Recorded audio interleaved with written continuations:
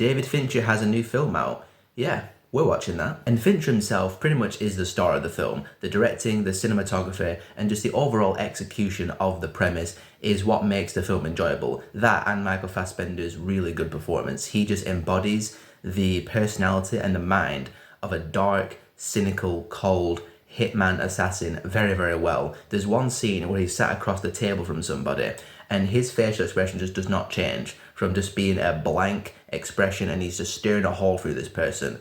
And I was like, damn, Michael Fassbender, you forget how good of an actor Michael Fassbender really is after he's been in so much bad films in the past like 5-6 years. So it's good to see him in a good film again and reminding us how good of an actor the dude actually can be when he's given the chance to be. And the film being called The Killer and being about a killer, you want to see the killer killing some people. And when the killer kills people in the film The Killer, it's pretty satisfying. Some of the kills, sometimes they're just completely out of nowhere. Like, it doesn't build up to it. Sometimes it's just a scene and then Fassbender just kills somebody and you're like, oh god, that did not expect that right now. And some of the actual deaths themselves are pretty brutal.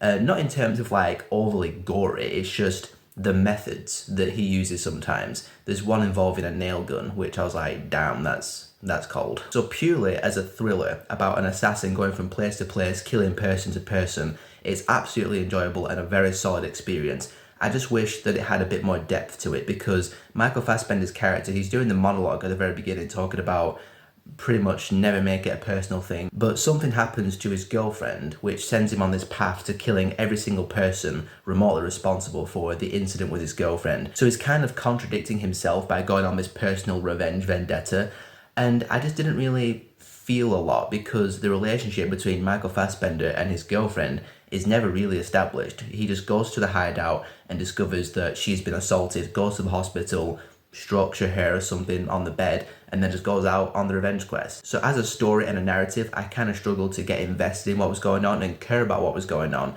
But again, simply as a thriller, it was entertaining and it was solid thanks to Michael Fassbender and thanks to David Fincher. It's a very well made film, it's very stylish, the kills are great. If you have Netflix, I'd recommend giving it a watch. It's way better than 97% of other Netflix originals, mainly because it doesn't just feel like a product that was dumped onto Netflix for the sake of content on a streaming service. Leslie Fincher is still solid. Goes to show how good of a director the guy is.